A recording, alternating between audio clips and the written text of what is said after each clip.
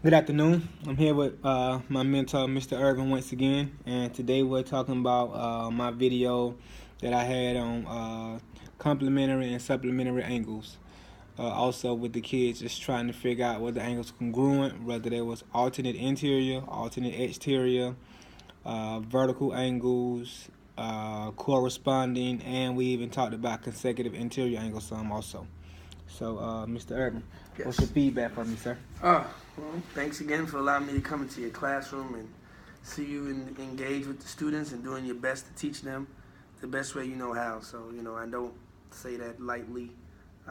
It's really a great thing to see another teacher, especially a young black man, teaching the young black youth um, the subject that you know so well. So, I just want to say I would start with you had just in your introduction, you talked about the different types of angles that the students were going to be learning and experiencing, right? Mm-hmm.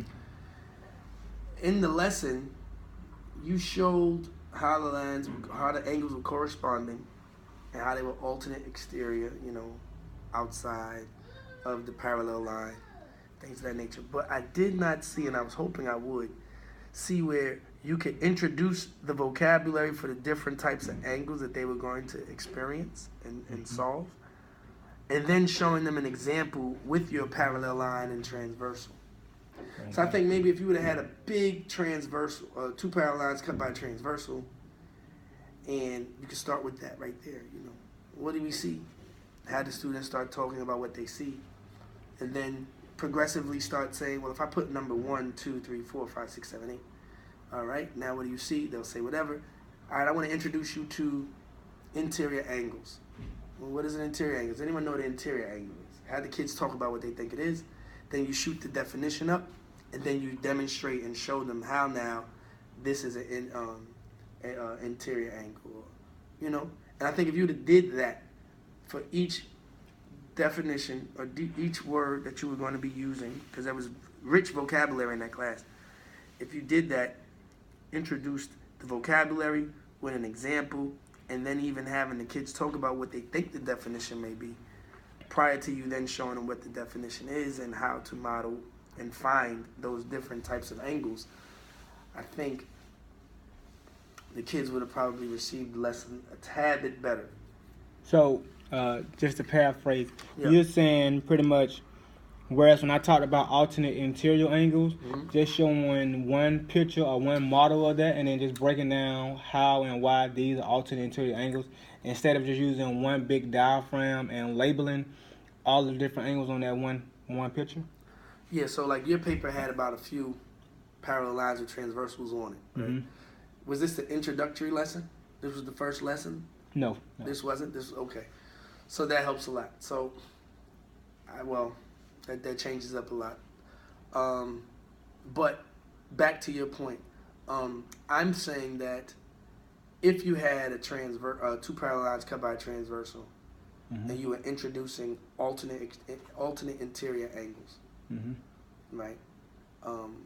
I would start with the parallel lines cut by a transversal. And you may be looking for a kid to say, well, what do we see? And you may say a parallel line cut by a transversal. That would be awesome if they jump out there and say that. If they don't say that, and then you want to get them to knowing that this is parallel lines cut by a transversal, then however you get them to get to that point is perfect. But now in terms of the vocabulary, you're very good with the PowerPoint. So if you want to show how, 1 and 5 or whatever, however you draw the diagram, you highlight those two numbers. They're blinking in the parallel line with the transversal. What do you think these are? And then they'll talk about it. They don't know. And then you say, oh, well, these numbers here, 1 and 5, we're introducing alternate interior angles. Mm-hmm. What do you think alternate interior means? Mm-hmm. Have them, because these kids, believe it or not, I know you know this, but these kids do have some knowledge of the content that you're teaching, right? They may know the word alternate from some sports event, right? They may know interior from, inside their house, being located inside versus being located outside. So you could have them bring all of that knowledge, because that's a plus Mm-hmm. to the lesson, and then you can give them what the actual definition is. And then you do that over and over again for each of the other angles that you want to introduce to the kids.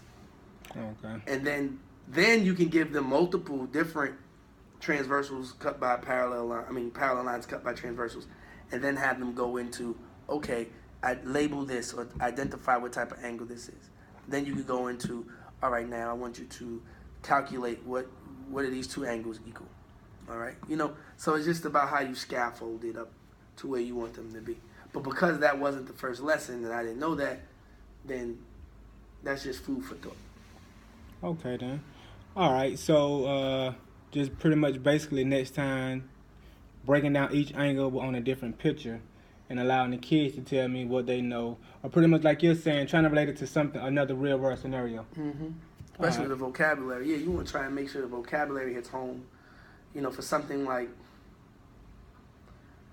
I don't even want to say that, but yes, you want the vocabulary words. You want the kids to try and think of the vocabulary, the definition, the meaning of the word, and relate it to something real world, just to see what they know. Gotcha. Because we want to go from more of a teacher-centered direct instruction to student-centered instruction, where you are now the facilitator and you're, watching and making sure everything is going according to your plan. But you want them to take a deep dive into it, so you will do less talking and they will do more talking. And as you feel the need to jump in, you will, and then it continues in a cycle. All right. Well, thank you for that, sir. I really appreciate that. Absolutely. Thank you. All right. Until next time. Yes, sir.